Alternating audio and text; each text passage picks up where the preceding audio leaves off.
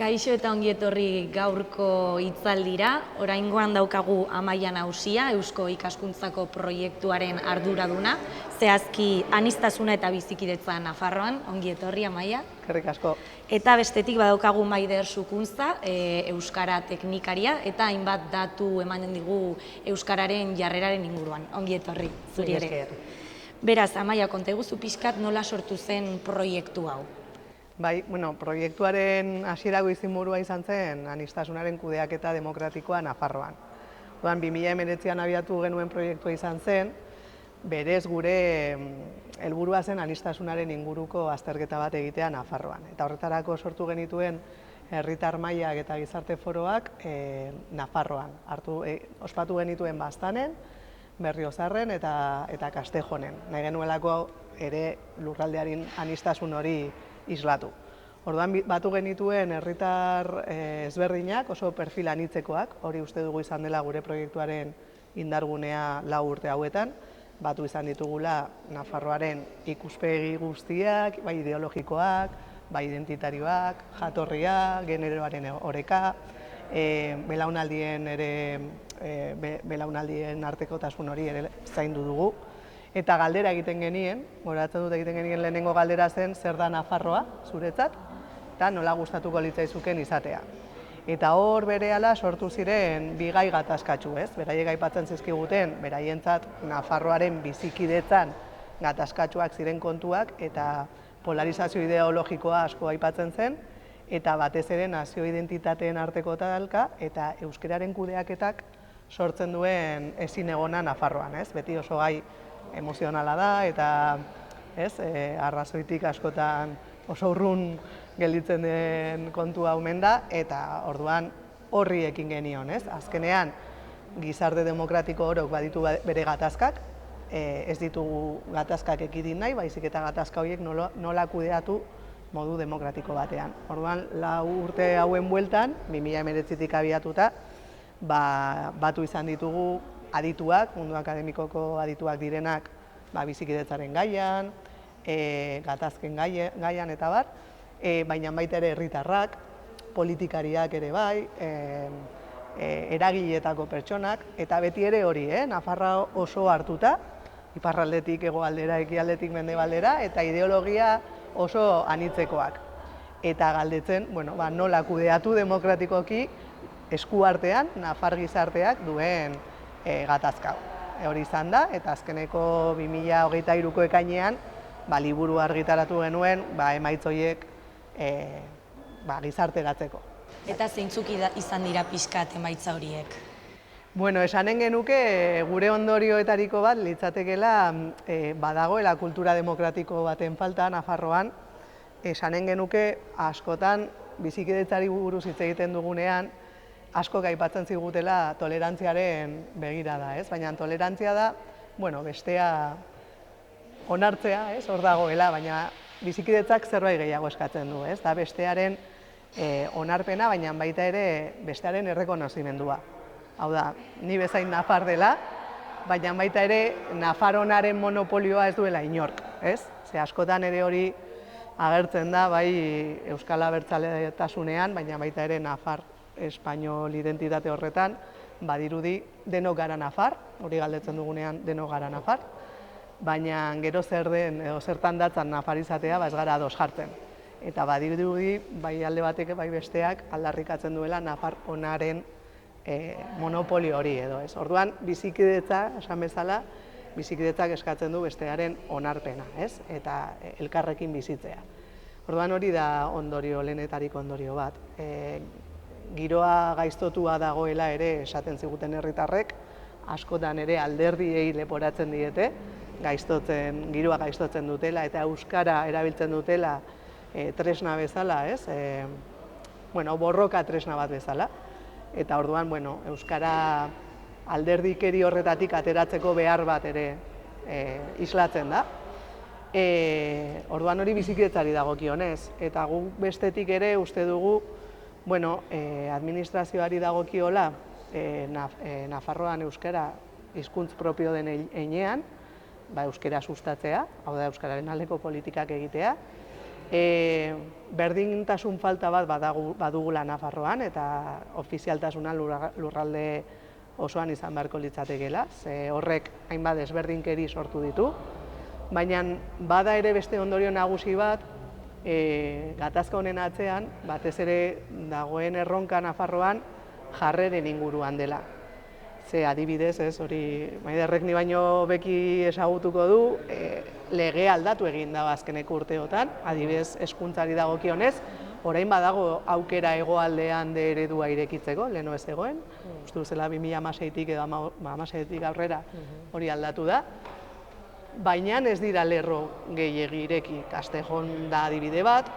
Orduan, ireki ez bada ez da impedimendu legal batengatik, baizik eta jarreren kontuengatik. Batzuetan administrazioaren jarrera kontrakoa izan delako, baina bestetik ere gizartearen kontrako jarrera batengatik. Hori ere hegoaldean egin genituen hainbat bilkuretan aipatzen ziguten hainbat familiek nola nahi izan zuten beraien seme-alabak de ereduan matrikulatu eta zuzendaritzaren aldetik oztopoak, inguruan ere jarrera zertarako eginen duzu. Orduan horrek islatzen duena, gure ustez, nahiz eta ofizialtasuna garrantzitsua izan, berme legal bat egon beharko litzatekelako, uste dugu batez ere arazoa dela jarreren inguruan.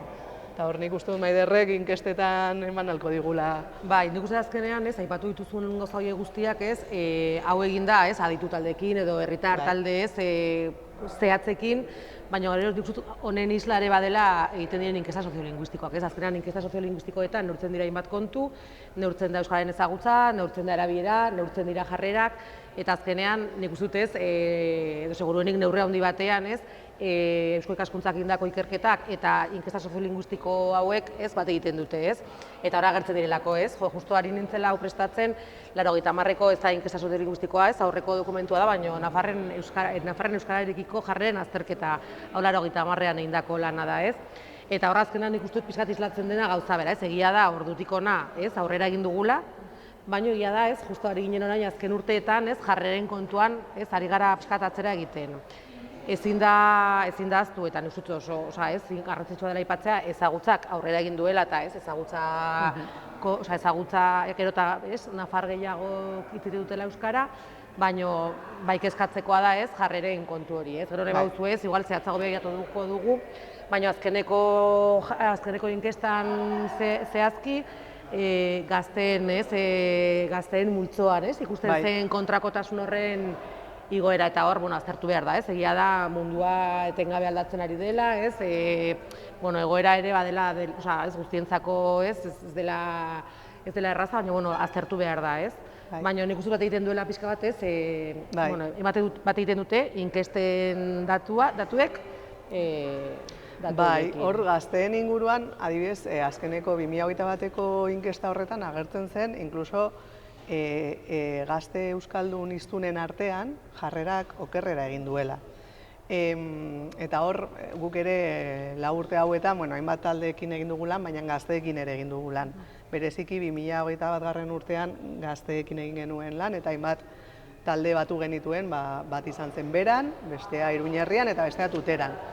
Eta deigarria egin zitzaigun, Berako taldean jasotakoa. Azkenean beraiek zioten beraien gurasoen belaunaldia, o belaunaldiarentzat euskara bazela beraien identitatea eraikitzeko puntu funtseskoa, eta bazegoela militantzia handiagoa euskararen inguruan eta borroka horren beharraren inguruan, eta berriz ez zutela inbeste euskaraz hitz egiten.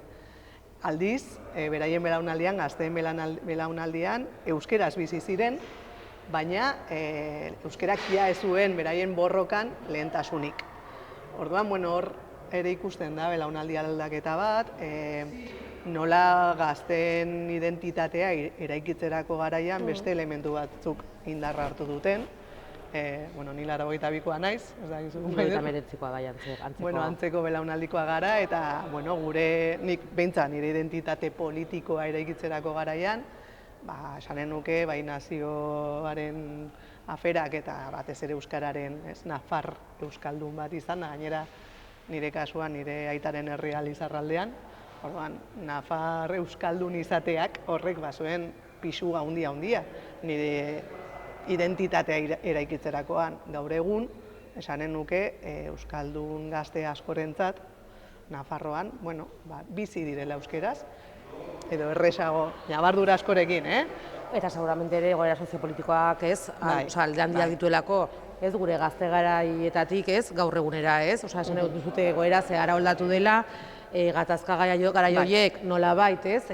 Amaitu ziren, ez? Osea, horren gatazka dira, baina beste modu batekoak, eta egia da igual gazteek ere ez dutela hori bizi izan, ez? Eta erosoago bizi dira, eta bai, seguramente asko ikusiko dute hizkuntza, ez? Bueno, hor dagoen zerbait, eta baina igual ere biziko, ez? Baliorik eman gabe edo. Eta dituzue arrazoiak, analitzatu dituzue horien arrazoiak? Nik esan nuke beste larrialdi batzuk dituztela. Hau da, klasearen baldintza materialak okerragoak dira, larrialdi klimatikoa hor dago, gero ezin ahaztu ere, sexu identitateekin zer ikusia duten kontu guzti horiek, gure garaian ez direla horren garrantzitsuak edo agerikoak, eta borrokak aldatu egin dira. Ez oberako, ez okerrerako. Euskaltzaleen ikuspegitik agian batzuk esanen lukete okerrerako, baina agian normalizazioaren ere isla litzateke, beste kasu batzuetan. Informazioen garaietan bizi gara, eta horrek ere bai, lehen jasotzen genuen askoz ere murgitzagoa zen gaur jaso dezakegunaren aldera, orduan nik uste horrek ere ez, bestelako interes batzuk eta seguramente ez, bestelako lehentasun batzuk dituztelako. Nik ere uste badela, ez dakite, ere bizitzeko momentuan dituzun hainbat krisien artean ez da izan daiteke, ez? Eskola garaian zaude eta igual 16 urtekin ez justo tarte horretan eman da, ez? Zakit, nik uste gero jarreren kontuetan aldatzen da, ez? Helduago izan, jarrerak aldatzen dira orduan. Nik pentsatu nahi dut ez, prozesu baten barruko zerbait dela, kezkagarria bai eta landu beharrekoa, baino, ez? Bizitzaren garapenan batera, ez, lantzen du joan zerbait. Hegoaldean berriz, gaztei galdetzen genienean, ea aldaketarik somatzen ote zuten beraien gurasoekin, ez, aurreko belaunaldiarekin euskararen gaian, Beraik esaten ziguten irekiagoak zirela, belaunaldia irekiagoa zela, anistasunari dagokionez, baina anistasun sexuala eta beste kontu batzuei dagokionez, aldiz, euskararen gaiarekiko ez zuten aldaketarik nabarmentzen eta nahiko jarrera kontrakoak eta bortitzak identifikatu genituen hegoaldean, ez? Gero hor ere esaten ziguten eta hor nik uste dut badagoela puntu garrantzitsu bat ere gure ikerketan, da lurraldetasunaren, Nafarroaren lurraldetasunaren kohesio faltak sortzen dituen ere ezberdinkeriak, ez? Hegoaldean dagoen sentimendu ageriko bat da, beste zonalde batzuetako nafarrek hegoalderikeko daukaten mespretxua. Pixkat sentimendu hori dute, mespretxatuta sentitzen dira, pixkat ere ahaztutak, administrazioak ahaztu duela, eta bai infrastruktura aldetik, komunikabide eta komunikazioen aldetik, baina baita ere jarrera bat, pixkat mespretxu jarrera bat beraiekiko. Orduan, bai badago sentimendu hau herriberan. Eta egia da, iparraldean gaztei galdetutak, Nafarroko iparraldean gaztei galdetuta, hori ere nolabait islatzen zutela, interes falta bat hegoaldearekiko. Hori esaten nuen hasieran, badirudi denak nafar sentitzen dira, beran zein tuteran, oso nafar gainera, baina zer den nafar izatea, eta zer den nafarron izatea, badirudi bakoitzak baduela horren monopolioa. Orduan, beran nafarron izatea euskaldun izatea da. Orduan, pixkat mespretxu bat ez bakarrik herriberarekiko, inkluso Iruñe herriarekiko, eta, klaro, tuteran berriz, nafar izateak ez dakar euskaldun izatea, ez? Orduan, Eta seguramente horregatik datuetan ere hori ikusten da, ez? Euskara sustatzen aldekoagoak dira ezagutzak maila altuago dutenak, hau da, ez? Hori ere gertatzen da iparraldean eta gutxiago hegoaldean, ez? Erdian egon ginateke hemen, ez, Iruñekook, eta horri pixkat denetarik agertzen da, baina egia da ezagutza gaitasunare, hizkuntza gaitasunarekin zer ikusia duela jarreren kontuak. Eta non zauden ere bai, aldekoagoak dira iparraldean, eta gutxiago hegoaldean, eta hori lotuta, ez? Nafar izate horrekin seguruenik, hori oso argi ikusten da, eta hori seguramente, orain ez ditute datuak aztertu, baina hori 80ko lehenengo inkesta soziolinguistikotik gaur egunekora, seguramente datua gora bera, baina seguramente ez tendentzia mantendu dira, ez? Seguramente hegoaldean sustapen horren ez dira horren aldekoak, eta iparraldean, ez? Seguramente izan dira, ez? Nik ezagutzarekin ados nago, hori argi dago, azkenean ere Nafarroan ikaslegoaren 60%ak ez du inongo harremanik, badu eskubidea inongo harremanik ez edukitzeko euskararekin. Orduan, jarrera baikor bat izatea ezagutzen ez duzun horrekiko edo inongo kontakturik ez duzun horrekiko zailagoa da, esan dezakezu baina zailagoa da. Hori lehenik eta behin. Eta bestetik ere, guretzat ere beste ondorio nagusi bada gure ikerketan, euskararen kudeaketaren gatazkaren atzean dagoena da bi nazio identitateen arteko talka bat. Orduan, hegoaldean edo Nafarroko beste zonalde batzuetan espainol sentimendua handiagoa den eremuetan euskararekiko jarrera okerragoa da. Hau zergatik, eta hori ere leno, off the record hitz egiten genuen. Azkenean ere, beraiek planteamendu hau egiten dute, ez? Pentsamendua horrela funtzionatuko luke. Euskararen sustapenaren, beraiek uste dute Euskararen sustapenaren eskutik, bozka abertzalea handituko dela. Eta proiektu abertzalea, gauzatu ahal izanen dela. Orduan, ni, imaginatu demagun, ni nafar espainol sentitzen naizela. Nola babestuko dut, edo sustatuko dut, beste identitate nazionalak propio bezala hartzen duen ikur hori.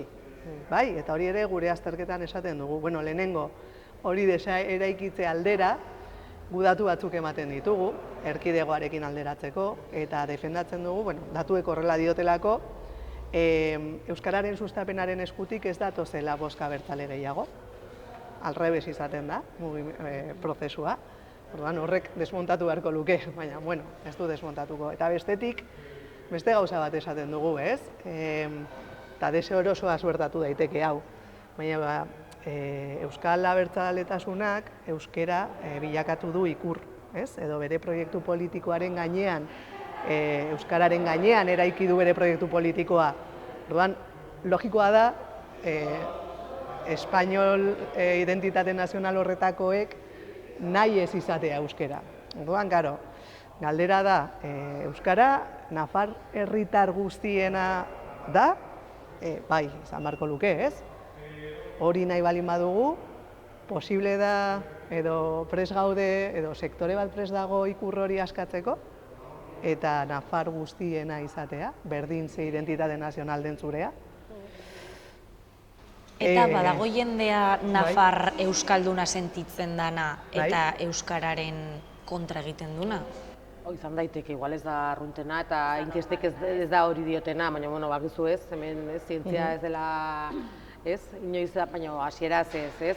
Nik berak aipatzen zuenaren arira, Maiak esaten zuenaren arira, polarizazioaren kontura hori ere inkestetan islatzen da, ez? Lehen bagenuen, ez, demagun,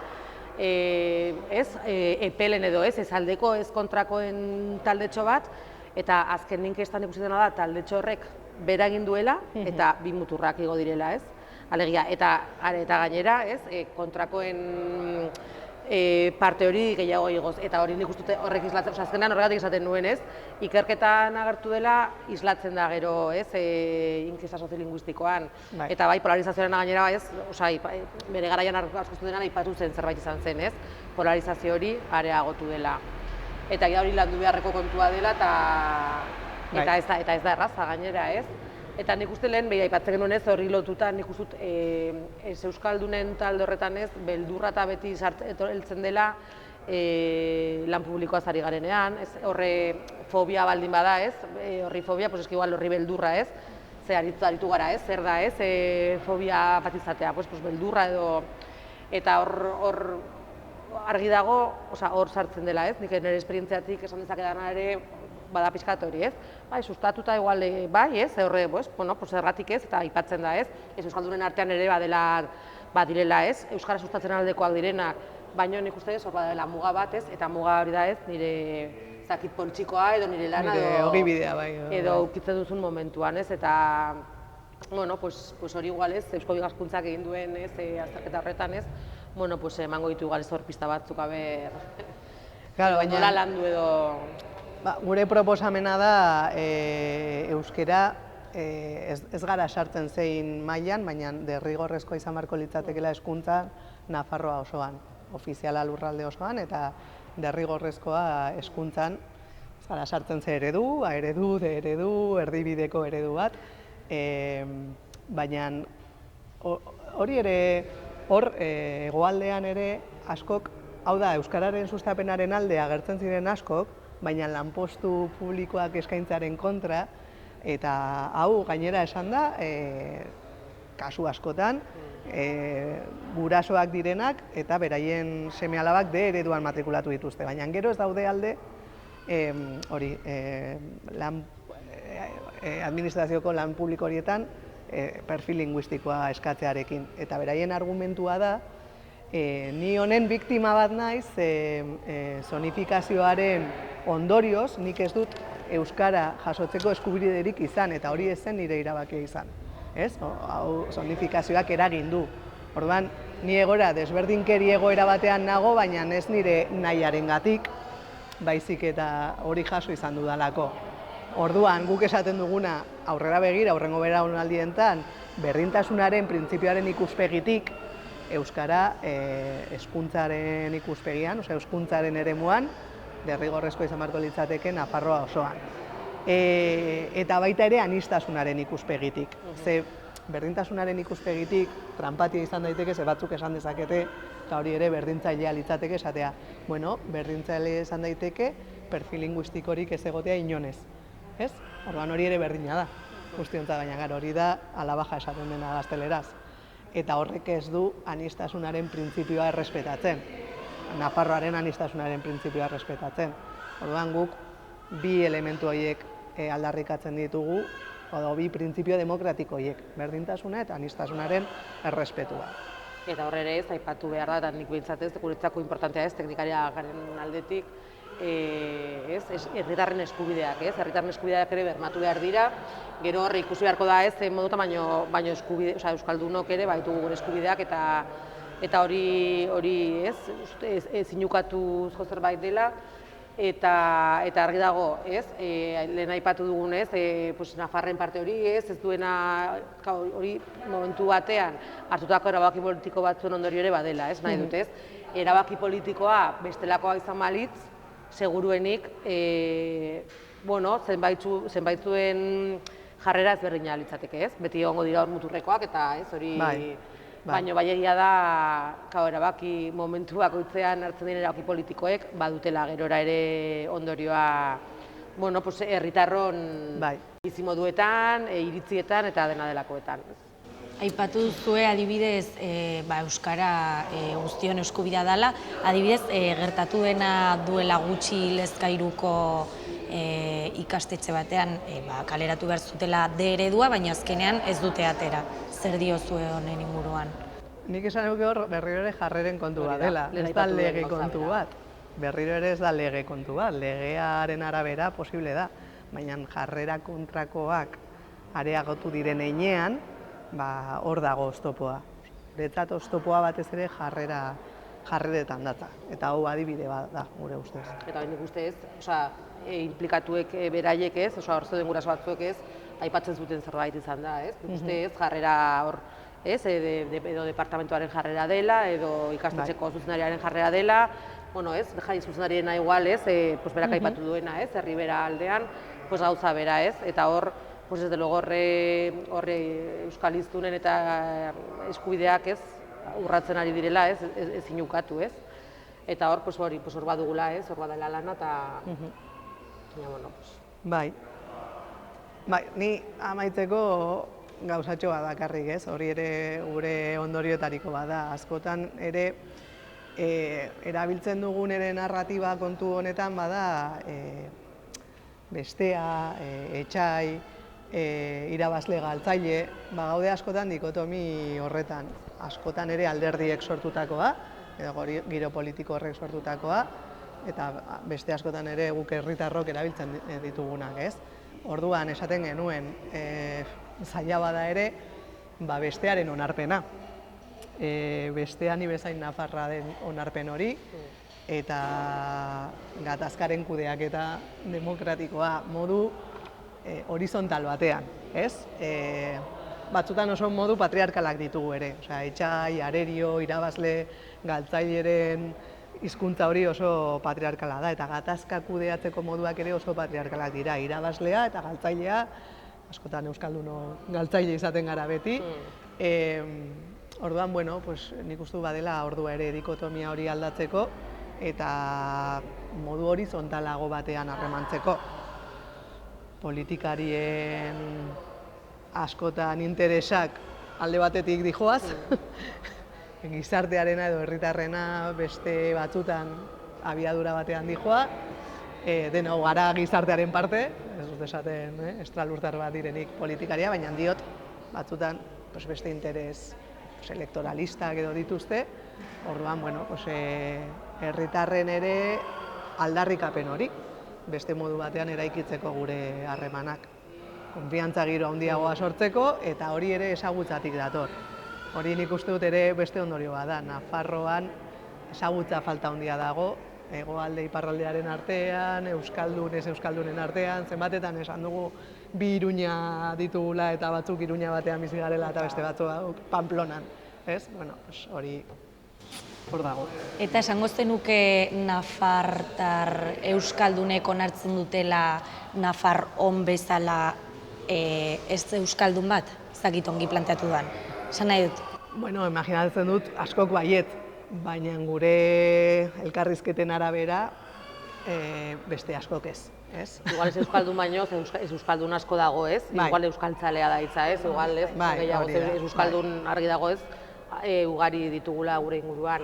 Denik ezagutza eta igual modu positiboago batean, ez? Igual azkeneko inkestan ez aritu gara esaten, ez? Nola, bueno, jarreren inguruko, ez? Kontrakotasuna irekiko diren, baina, bueno, egia da, ez? Nafarroan, ez? 1034 pertsonek baino gehiago egiten den dugula euskaraz. Nik uste dut ez, batzuetan ez, ari gara portzentaietan, baina igual ez, zenbaki brutuak ere, igual politak edo behintzat ez, bueno, ez, ematen dute digute zarete orduan, esan bezala, 134.000 herritarrek dakite euskaraz, edo ulertzen dute Nafarroan, eta hau da biztanleriaren kasi 25%, esan nahi dute, ez? Zaragutzarena nik uste ere importantea dela, ez? Argi dago, jarreren kontuan lan egin behar dugula, eta ikerketa honek eta beste batzuek hori esaten digute, baina ezin ahaztu ez, euskaldunen laurden batez ari garela, ez? Eta zenbatek honek egin du puntu erdi gora, 2016ko inkestatik, eta 20 urte atzera egiten badugu ez, ia 8 puntutan handitu da, ez? Igual duela 4 urtetik hona izan dira, baina esan nahi dut ez, 8 puntu, horri goera ere badela. Eta euskaldun osoen eta euskaldun hartzaileen arteko aldea handitzen ari da, 76.700 dira euskaldunak eta 57.894 hartzaileak, ez? Eta hori nik ez, hau Nafarroan ikusi eta nik burlatan nahi ez ere ikusi dut hori, ez? Hartzaileen kopurua bera doa euskaldunena gora, ez? Eta horrek ere, nik uste dut hor ere, bueno, ez, aitortu behar dela urte hauetan guztietan, ez? Berdin zaite euskalguntzak, toki entitateek, ez? Gobernuak berak bere modu horretan, ez, pues egin duen sustapen lantxo hori. Beraz, badaude pixkat positibo eta negatibo, ez? Bai, ezagutzan argi dago, ez, gora goazela, poliki-poliki ez, egia da, ez, batzuetan hor erabilera da beste mundu bat, nahi dut, ez, erabilerarena da, ni batzuetan nik uste dutez, udaletan eta eztabaidatzen duzunaz, eske erabilera oso bajoa da, ja, ni zurekin elkartzen naiz kalean da, ez? Ez ara euskalduna, gure elkarrizketa ez, gaztelaniaz izango da.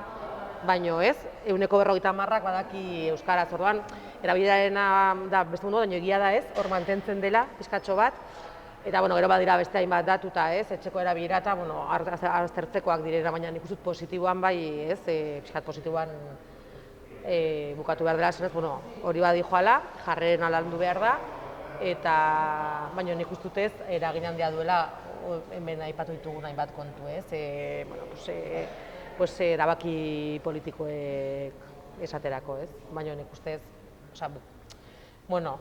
badugu lan handia oraindik egiteko, baina, goazela ez, ni beti nahiko positiboa, gustatzen zaitze bestela, bai, eta... Zan gaitezen baikor. Bai, baikorrak izan bagaz, bestela, Euskaldun nafar izan da, beti baikor izan gara. Bai, eta bera orain erkidegoan ere, zelioari den montatzen, epaien kontura, horrek ere guri ematen digu beldurra, hemen etokintitateek egiten dugun lan ere importantea da, eta badugu gure eskumena, eta askotan gure txikitasunetik ari gara ere, orduan, solako gauzek ere beldur pixkat ez dugu gehiegi oraindik hitz egin, baina gu ari gara eta nik uste eusko ikaskuntzak egiten duen lana ere bere biziko garrantzia duela, pixkat ulertzeko, ulertzeko non gauden eta nik uste batzuetan datuak mahai gainean jartzea importantea dela. Eta euskalgintzaren barruan ere badaude hainbat, esan nahi dut, topaguneak egiten ari duen lanketa azken urteotan ere aldekotasunaren lanketa horretan, badaude hainbat erakunde, eragile, lanean, orduan, ni ere nahiko baikorra naiz bizitzan eta... izan behar da. Eta izan behar gara, bai. Eta askotan ez zenukete esango erabilera ohituraren kontua da, ze agian gu biok badakigu euskara, baina gure artean sortu dugu ohitura bat, ez? Gaztelaren erabiltzea eta... Zalantzari gabe, ez? Horretan ez dago zalantzarik eta horregatik sortu dira, ez? Topagunea topaguneak abian jarri zuen Euskaraldia ekimena, ez? Nik uste erabilera norgakoa, kakoketakoa bat erabileran dagoela, eta da, ohitura kontua badela, eta gero ere, beste ez, bizi garen lurraldean hitz honetan, egoera hitzak sortzen dirilako, baina bai, ohiturak ere badira, noski. Ezin diogu ohiturari erru guztia bota, baina egia da, hori kuadria guztietan gertatu da, ez? Gure kuadrian esaterako aurrak izan dira, ez? Euskara ekarri dutenak, ez? Hainbat etxetara, ez? Eta, behira. Parkeetan, orain euskara asko entzuten, da? Bai, egia da entzuten dela pilo bat, eta, ez nik uste... Orain parke garaian nagoen, ez? Bai. Eta gurasoen artean hitz egiten da. Nik uste entzuten dela, lehen baino gehiago, ez? Nik zentzu horretan... Eta aldaketa bat egon da belaunaldi batean ere Nafarroan, lehen esan dizuen, nire herria Lizarraldean dago, eta ni txikitan, euskaraz hitz egiten genuen aurrak ginen kanpotik etorritakoak. Iruñekoak edo Donostikoak, eta bar. Eta nire belaunaldiko bertako aurrek ez zuten, inork ez zuen euskaraz hitz egiten. Orain aldiz, esanen nuke herrian bizi diren aurren 50-berrogei inguru, esanen nuke D ereduan matrikulatutak daude. Eta hori pentsa ezina zen nire garaian, orduan aldaketa bat ere egon da. Orduan, askotan beldurrak eta kontrako jarrera horiek badute funtsa, ez? Ikusten dutelako hori badoala edatzen, orduan kontua berriro diot, da euskara nafar guztion kontu bat bilakatzea. Ez nazio identitatearen araberakoa, baizik eta berdin dio, zen nazio identitatearekin bat egiten duzu. Eta ezin ahaztu nik uste Nafarroa gerotan hitzagoa dela. Hori ezin da ahaztu, eta horrek ere karriko dizkigu bestelako lanketak, ez gara hariko, betiko edo autoktono ez hitz egiten, ez? Nafarroa oso anitza da, bertakoak gerotan hitzakoa gara, ez da bakarrik, ez?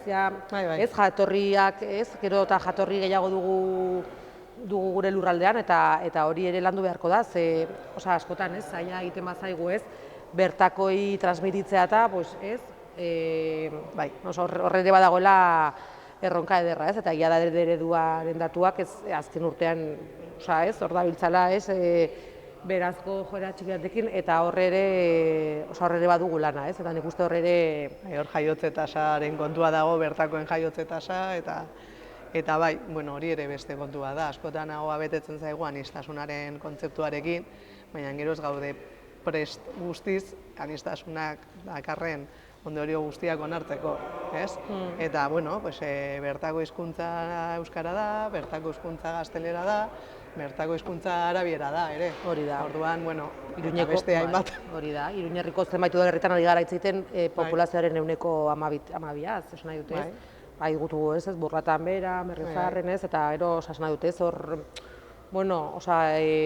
badela zer landu eta ezin dela ukatu. Hizkuntzak asko direla eta ez gaude ez direla bakarrik bi orain. Eta errealitateak oso anitzak. Eta Nafarroako gobernuak lagunduko du euskara sustatzen edo ez nola ikusten duzue? Hor badaude, esaten genuena, alderdikariaren kontua ez. Gauza bat da, hizkuntz politikak, euskara Nafarroko hizkuntz propioa izan da, bada bete behar bat. Nafar gobernuaren bete beharra da hizkuntz politikak egitea eta euskara sustatzea. Bete behar bada, propio delako. Baina hor, indar politikoen oreka horrekin gabiltza beti Nafarroan. Orain badakigu ze oreka dagoen gobernuan eta ze interes elektoralistak dauden eta ze beldur eta ze kontu sortzen diren. Baina bai egia da horre lotuta ez, itokintriate batetik nator eta euskara sustatzeko ez kopuruak igo dirazken urteetan.